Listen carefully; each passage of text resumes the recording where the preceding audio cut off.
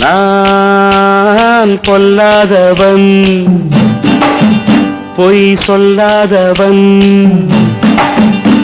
என் நெஞ்சத்தில் வஞ்சங்கள் இல்லாதவன், வீண் வம்புக்கும் சண்டைக்கும் செல்லாதவன், என் நெஞ்சத்தில் வஞ்சங்கள் இல்லாதவன், வீண் வம்புக்கும் சண்டைக்கும் செல்லாதவன், கைகட்டி வாய் மூடி யார் முன்னும் நான் நின்று ஆதாயம் தேடாதவன், அந்த ஆகாயம் போல் வாழ்பவன்.